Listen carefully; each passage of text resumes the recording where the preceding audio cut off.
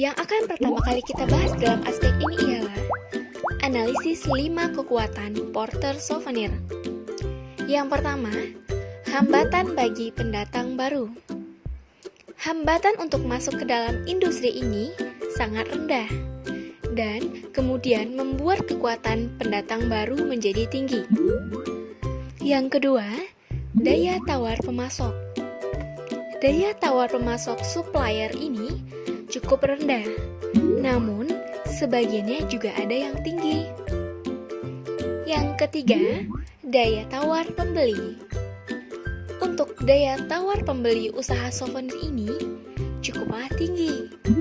Yang keempat, hambatan bagi produk pengganti.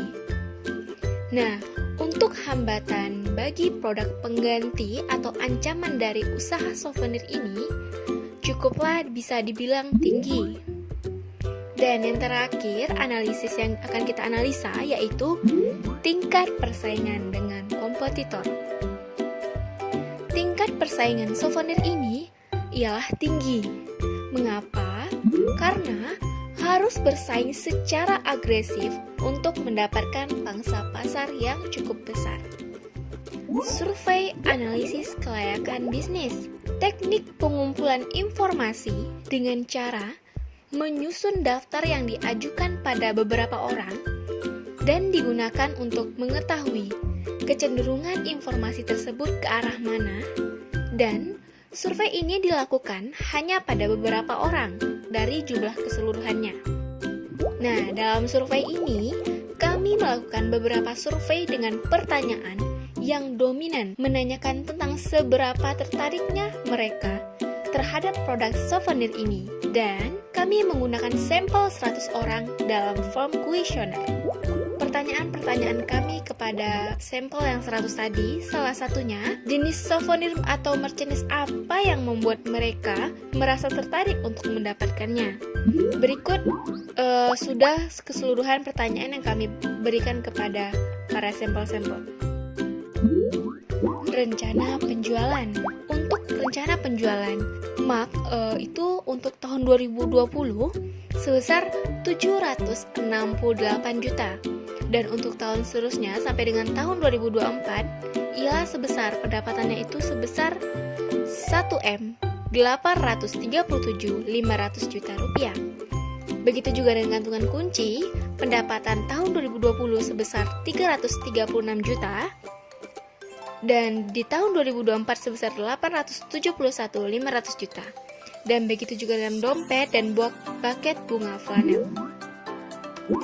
Nah, selanjutnya, total pendapatan setiap akhir tahun dari semua produk souvenir itu. Tahun 2020 totalnya ialah 2.377.650.000 rupiah.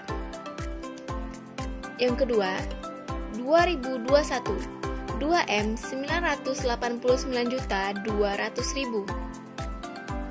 Tahun 2022 3.683.100.000. Tahun 2023 4.378 juta.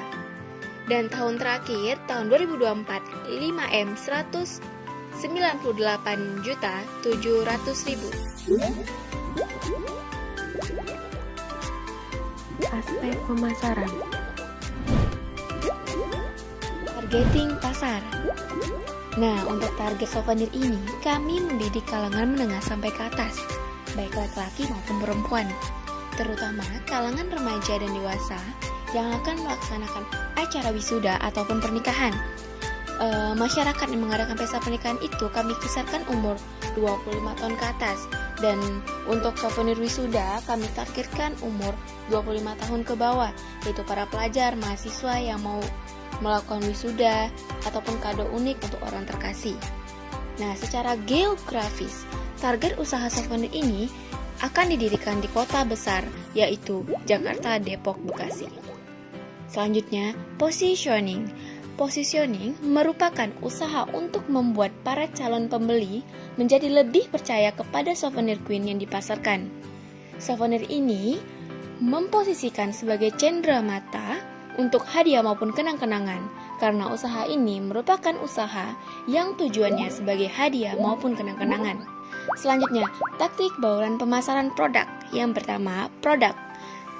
Souvenir pernikahan ada gantungan kunci, dompet, dan mug. Sedangkan untuk wisudanya, buket bunga flanel. Yang kedua, price. Price, souvenir pernikahan kisaran harganya 7.000 sampai dengan 16.000 per buah. Selanjutnya untuk yang wisudawan dimulai 155.000. Dan yang ketiga, place atau tempat. Nah, tempat itu berlokasi di Jalan Kenanga 4, Bekasi Barat, Bekasi Kota, Jawa Barat. Dan yang terakhir, produk. Media online itu ada Instagram, Facebook, dan lain-lain. Sedangkan media offline kami menjual di workshop atau event organizer lainnya. Yang selanjutnya, rencana biaya selama 5 tahun. Untuk rencana biaya komisi penjualan sebesar 62 juta rupiah. Biaya promosi penjualan. Nah, untuk biaya promosi penjualan sebesar 80 juta rupiah. Sedangkan biaya iklan sebesar 122 juta rupiah. Dan untuk biaya transportasi sebesar 172 juta rupiah. Untuk biaya endorse sebesar 240 juta rupiah. Nah, kita akan bahas tentang rencana penjualan yang sebelumnya sudah kita bahas. Segmentasi pasar. Segmentasi pasar bisa diartikan proses pengidentifikasian dan menganalisis para pembeli di pasar produk. Menganalisa perbedaan antara pembeli di pasar atau segmentasi dalam pemasaran produk adalah pemetaan konsumen yang memiliki karakteristik daya beli, kebutuhan yang berbeda-beda di dalam situasi market tertentu. Secara otomatis, konsumen ini akan menargetkan pembeli produk sesuai strategi pemasaran yang dianutnya. Biasanya, segmentasi pemasaran dijadikan strategi perusahaan untuk mencari target konsumen yang tepat. Karena jika pemetaan ini sudah dikuasai, perusahaan bisa memproduksi barang yang memang dibutuhkan. Aspek produksi dan teknis yang akan kita bahas dalam aspek ini ialah yang pertama, mengidentifikasi produk. Nah, di sini kami mengidentifikasi produk kami dari tahun 2020 sampai dengan tahun 2024. Di sini pendapatan per tahun, contohnya saja gantungan kunci sebesar 336 juta dan di tahun 2024 sebesar 871.500.000. Selanjutnya, kita membahas proses produksi untuk flowchart proses atau proses pembuatan dari suatu proses produksi manufaktur kita. Nah, selanjutnya kita akan membahas tentang bahan baku. Bahan baku ini maksudnya ialah kita membahas apa aja sih yang dibutuhkan dari produk kita, bahan bakunya itu, dan kita harus mentotalkannya. Dan di sini kami mentotalkan bahan bakunya 300 juta dengan produk 150.000. Selanjutnya kita membahas tentang mesin dan material handling. Yang pertama, daftar mesin. Nah, di sini kami memiliki mesin jahit, printer, dan lain-lain yang berjumlah 284 juta.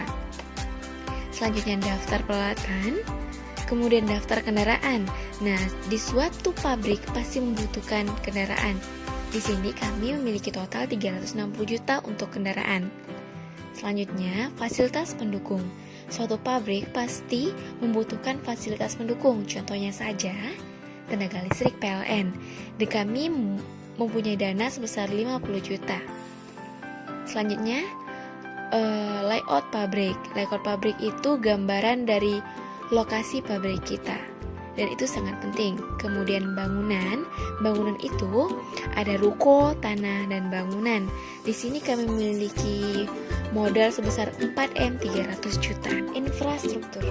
Di sini kita akan membahas tentang sarana transportasi. Nah, maksudnya ialah sarana untuk menyampaikan barang kita kepada pelanggan melalui mobil, kereta api, dan lain sebagainya. Selanjutnya kita membahas tentang biaya produksi atau biaya investasi. Nah, di sini kita dapat menghitungnya dengan menjumlahkan bahan baku, biaya operasional, dan biaya utilitas. Di sini kami memiliki total sebesar 1M 364 juta. Aspek sumber daya manusia yang pertama, Gantt chart, yaitu yang berisi grafik batang untuk menunjukkan tugas-tugas pada proyek serta jadwal dan waktu pelaksanaannya. Pada bisnis souvenir ini, kita akan mempersiapkan dokumen dari bulan Maret dan melakukan grand opening pada bulan Juni. Selanjutnya, ada struktur organisasi perusahaan. Dalam bisnis souvenir ini, perusahaan dipimpin oleh direktur dan berisi divisi-divisi yang di dalamnya terdapat manajer, koordinator, dan juga staf. Selanjutnya ada job description, yaitu tugas-tugas dari setiap divisi atau jabatan. Yang pertama, direktur, yaitu tugasnya memimpin perusahaan serta merencanakan, mengelola, dan menganalisis segala aktivitas fungsional bisnis. Selanjutnya, manajer operasional, yaitu melakukan pemeriksaan kondisi bodi, mesin, dan hal-hal lain yang berkaitan dengan fisik kendaraan, mengirim produk, dan juga menjemput bahan baku. Selanjutnya, ada manajer produksi, yaitu mengatur dan mengkoordinasi para karyawan di bagian produksi untuk melakukan pengoperasian mesin produksi sesuai standar operasi mesin dalam membuat hasil produksi. Selanjutnya, manajer pemasaran, merencanakan produk, menetapkan harga, merencanakan promosi, dan merencanakan proses distribusi. Manajer keuangan, menyusun anggaran kas tahunan, bulanan, dan mingguan, mengatur pengalokasian dana, serta mencari sumber dana. Selanjutnya, spesifikasi pekerjaan.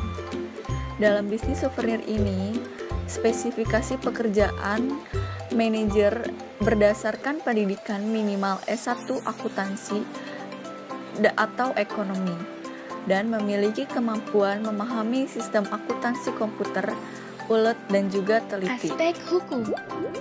Nah, yang akan kita bahas di dalam aspek hukum ini ialah yang pertama, mengetahui tujuan perusahaan. Yang pertama, dapat melakukan usaha souvenir ini dengan baik dan memberikan manfaat yang besar bagi pengusaha maupun yang lainnya. Yang kedua, dapat memasarkan produk kerajinan souvenir ini dengan baik. Yang ketiga, dapat menjaga kelangsungan usaha dan mengembangkannya. Dan yang terakhir, mempertahankan dan mengembangkan eksistensi berbisnis agar dapat meraup keuntungan. Yang selanjutnya kita akan membahas bidang usaha perusahaan ini ialah dalam berbentuk handmade, dan nama perusahaan dari PT ini ialah Souvenir Queen, sedangkan PT-nya PT Aneka Souvenir Sukses. Kedudukan perusahaan berada di Jalan Kenanga 4, Bekasi Barat. Dan untuk susunan pengurus, kita akan membahasnya. Yang pertama, pemilik atas nama Zila Ratulzia, bagian keuangan Novitasari, bagian produksi Misi Katul Awalia, dan yang terakhir bagian pemasaran atas nama Nurmila Khofifah. Untuk modal perusahaan, kami mendapatkannya dari 50% dari pemilik dan pengelola usaha, dan 50%-nya lagi didapat dari melakukan peminjaman kepada Bank Bukopin. Susunan pemegang saham, Zila Ratulzia sebagai Direktur Utama, Nurmila Khofifah sebagai Komisaris Utama, dan Novitasari dengan Misi Katul Awalia sebagai Komisaris. Untuk jumlah lembar sahamnya, Zila dan Mila sebesar 750, Novita dan Misi sebesar 502,5 lembar saham. Dalam membentuk sebuah PT, harus adanya akte perjanjian kredit, akte pendirian PT, pengesahan pendirian Badan Hukum PT, nomor NPWP perusahaan, harus adanya SIUP perusahaan, harus adanya surat keterangan domisili, dan yang terakhir, surat tanda daftar perusahaan. Aspek ekonomi, sosial, budaya, dan politik. Aspek ekonomi, yaitu meningkatkan penghasilan karyawan, ditambah bonus-bonus yang diberikan apabila jumlah konsumen yang membeli berbagai souvenir lebih banyak jumlahnya dari waktu-waktu biasanya. Selain itu, memberikan kesempatan kerja dengan terciptanya bisnis souvenir ini dapat mengurangi angka pengangguran yang ada di Indonesia. Yang kedua, aspek lingkungan. Tidak mencemari lingkungan sekitar, dikarenakan dalam pembuatan souvenir ini tidak ada limbah yang membahayakan masyarakat dan mencemari lingkungan sekitar. Mendapat respon positif dari masyarakat, khususnya bagi masyarakat yang memiliki kreativitas tinggi dan menyukai kerajinan tangan. Membawa perubahan tingkat pengetahuan dan perilaku kehidupan baik dari karyawan itu sendiri maupun masyarakat sekitar lokasi pendirian pabrik ataupun toko souvenir ini. Aspek politik. Adanya masalah pandemik COVID-19 sehingga adanya anjuran pemerintah untuk menunda resepsi pernikahan selama pandemik ini membuat omset penjualan souvenir menurun. Situasi ini berimbas pada roda bisnis menjadi tersendat. Aspek resiko. Resiko aspek sumber daya manusia. Yang pertama, para top eksekutif dan para pekerja inti. Memiliki eksekutif kepala yang kurang memiliki pengetahuan yang luas, tidak tajam dalam berpikir, serta bertindak tidak fokus. Memiliki eksekutif kepala yang sulit dikendalikan oleh Dewan Komisaris. Yang kedua, risiko pada karyawan. Perusahaan perlu menciptakan kondisi kerja yang baik bagi para karyawannya, adanya kultur yang dapat menilai kerjasama dan keunggulan, kemudian masalah kesejahteraan karyawan. Proses rekrutmen tenaga kerja dengan kualifikasi tidak memadai. Yang ketiga, risiko dalam hubungan industri dan perselisihan. Adanya penilaian mengenai adanya pemogokan, kerusakan apa yang terjadi, dan menganalisis bagaimana hal ini dapat diantisipasi, termasuk di dalamnya perihal membangun buffer stok dan memindahkan produksi pada pabrik-pabrik lainnya. Yang keempat, risiko stres dan kesehatan yang buruk. Ketegangan bersamaan dengan kebiasaan makan yang buruk dan merokok dapat menyebabkan penyakit jantung koroner. Kebiasaan bolos kerja menjadi suatu indikator dari seorang tenaga kerja yang merasa kecewa. Yang kelima itu ada risiko bila tidak beretika. Pelanggaran etika selain kasus pelanggaran pidana atau perdata lainnya yang memiliki konsekuensi serius bagi reputasi perusahaan serta keuntungan masa depan.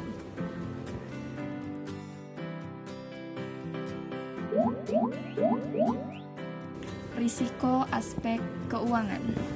Yang pertama ada biaya produksi yang berlebihan. Biaya produksi bisnis souvenir yang tinggi akan berdampak pada harga jual yang tinggi pula, sehingga souvenir akan sulit bersaing di pasar. Cara mengatasi pengurangan biaya dengan cara melakukan efisiensi dan otomatisasi. Yang kedua, biaya overhead yang tinggi.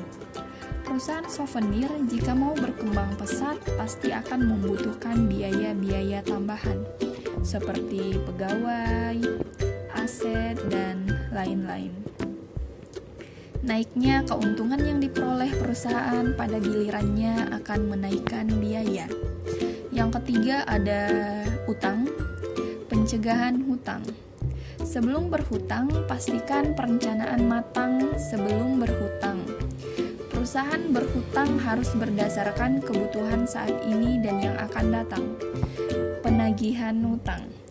Penagihan diserahkan ke agen debt collector bukanlah solusi yang sederhana, atau lebih baik mengerahkan beberapa tenaga penjualan sehingga bisa mendiskusikan kenapa telat membayar. Yang keempat ada pinjaman yang berlebihan. Ada 3 faktor yang menyebabkan pinjaman yang berlebihan, yaitu ketergesaan manajemen, ketidakaktifan manajemen, dan kenaikan nilai suku bunga. Risiko aspek pemasaran. Pertama, masalah kebijakan pemerintah.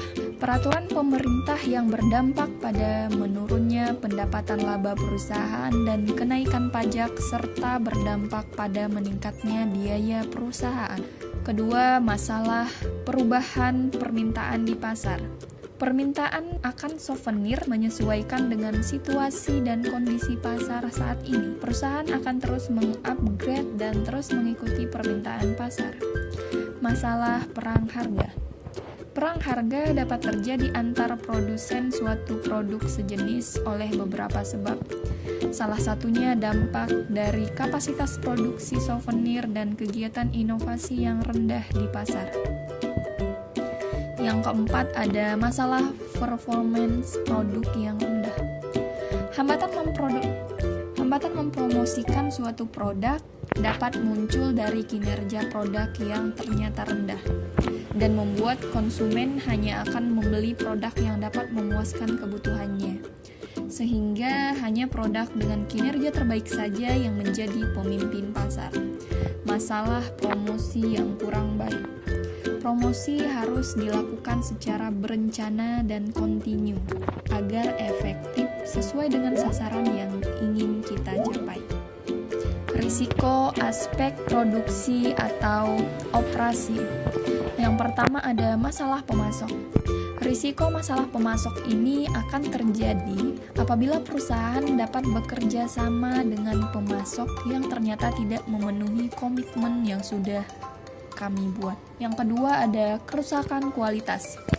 Risiko kerusakan kualitas ini terjadi karena penarikan kembali barang-barang yang ditawarkan di pasar yang disebabkan oleh dua hal. Pertama, karena kualitas dan kuantitas barang yang tidak sesuai dengan apa yang dijanjikan. Yang kedua, karena barang yang ditawarkan ialah bahan baku yang tidak menjamin kualitas ketahanannya atau bagusnya. Yang ketiga, itu ada berkurangnya daya saing. Risiko ini terjadi karena berkurangnya daya saing produk dengan produk sejenis di pasar. Misalnya, karena modal dan desain dari produk kami sangat jauh tertinggal dari pesaing lainnya, sehingga membuat para pelanggan memilih untuk berlangganan dengan perusahaan souvenir lainnya. Resiko aspek sistem informasi. Ada beberapa, yaitu berapa nilai data di dalam komputer. Data dapat hilang sebagai akibat dari kesalahan operator maupun virus. Ini semua merugikan perusahaan. Perusahaan harus menaksir nilai data komputernya dan dampak apa yang akan ada pada bisnis jika komputer yang ada ternyata tidak dapat digunakan. Kedua, risiko komputerisasi. Komputer yang menyebabkan banyak masalah seperti kerusakan perangkat keras atau perangkat lunak, aplikasi yang digunakan sering mengalami not responding. Ketiga, antivirus tidak terupdate yang menyebabkan komputer menjadi lambat. Yang ketiga, minimalisasi risiko komputerisasi. Risiko pemakaian komputerisasi hendaknya diperkecil. Perusahaan hendaknya melakukan selalu membackup data yang telah dikerjakan secara rutin dan otomatis, sehingga kerusakan dari hard drive atau mainframe tidak akan mempengaruhi data. Selalu mengupdate antivirus. Aspek analisis dampak lingkungan merupakan kajian dampak besar dan penting terhadap lingkungan hidup dibuat pada tahap perencanaan dan digunakan untuk pengambilan keputusan. Dasar hukumnya yaitu pertama, Peraturan Pemerintah Nomor 27 Tahun 2012. Yang kedua, Undang-Undang Nomor 32 Tahun 2009. Yang ketiga, Peraturan Menteri Negara Lingkungan Hidup Republik Indonesia Nomor 16 Tahun 2012. Dan yang keempat, Peraturan Menteri Negara Lingkungan Hidup Nomor 17 Tahun 2012. Manfaat AMDAL itu sendiri bagi pemerintah yaitu sebagai alat pengambil keputusan tentang kelayakan lingkungan dari suatu rencana usaha atau kegiatan bagi masyarakat, yaitu dapat mengetahui rencana pembangunan di daerahnya sehingga dapat mempersiapkan diri untuk berpartisipasi, mengetahui perubahan lingkungan yang akan terjadi dan manfaat serta kerugian akibat adanya suatu kegiatan bagi pengusaha, yaitu untuk mengetahui masalah-masalah lingkungan yang akan dihadapi pada masa yang akan datang. Tujuan AMDAL itu sendiri yaitu untuk menjamin agar suatu usaha atau kegiatan pembangunan dapat berjalan secara berkelanjutan tanpa merusak dan mengorbankan lingkungan, atau dengan kata lain usaha tersebut layak dijalankan dari aspek lingkungan hidup. Rencana Kelola Lingkungan atau RKL. RKL PT Aneka Souvenir Sukses ini berisi dokumen yang memuat upaya pencegahan, mengendalikan, dan menanggulangi dampak lingkungan yang bersifat negatif dan meningkatkan dampak positif sebagai akibat dari suatu rencana usaha atau kegiatan yang dilakukan oleh usaha souvenir ini. Yang pertama, sisa bahan produksi dikumpulkan menjadi satu, lalu dipisahkan antara sampah yang dapat diolah dan yang tidak bisa diolah. Lalu sisa yang telah dipilah dikemas dengan rapi untuk dibuang ke tempat pembuangan sampah yang terdekat. Dan sisa-sisa bahan produksi yang bisa diolah dijual ke pengusaha yang mengelola usaha bahan-bahan perca atau bekas. Rencana Pemantauan Lingkungan atau RPL. RPL dilakukan untuk memantau kondisi lingkungan daerah tersebut, dampak apa yang akan terjadi jika suatu usaha berada dalam lingkungan.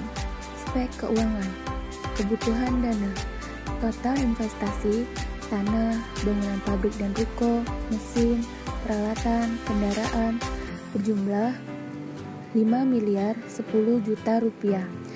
Sumber dana berasal dari pinjaman bank sebesar 50% dan modal sendiri sebesar 50%. Biaya modal rata-rata pinjaman bank sebesar 5,4%. Total biaya rata-rata yaitu 11,9% atau 12%. Angsuran pinjaman atau kredit investasi. Jumlah pinjaman sebesar 2 miliar 505 juta rupiah. Bunga per tahun sebesar 12%, angsuran selama 5 tahun, dan angsuran pokok sejumlah 501 juta per tahun. Terminal value terdiri dari tanah, bangunan pabrik dan ruko, mesin, peralatan, kendaraan. Total terminal value adalah 5 miliar 10 juta rupiah. Perkiraan laba rugi terdiri dari penjualan, HPP, laba kotor, biaya administrasi dan umum, biaya penyesutan, EBIT, bunga, earning before tax, pajak, dan earning after tax. Proses terdiri dari earning after tax, penyusutan, bunga, terminal value, dan arus kas. Payback period. Payback periode per tahun yaitu 3 tahun. Payback periode per bulan 1.202.929.300 rupiah dibagi 1.880.402.000 rupiah dikali 12 sama dengan 8 bulan. Jadi payback periode yaitu 3 tahun 8 bulan. Net present value. Di sini kami menghitung dari tahun pertama sampai tahun kelima. PVIF sebesar 12%. Total PV yaitu 7.533.970.226 rupiah dan total investasi sebesar 5.010 juta rupiah dan total NPV 1 sebesar 2.523.970.226 rupiah. Internal Rate of Return dari tahun pertama sampai tahun kelima. PVIF sebesar 26%. Total PV sebesar 4.943.020.153 rupiah. Total investasi sebesar 5.010 juta rupiah dan total NPV 2 sebesar 66.979.847 rupiah.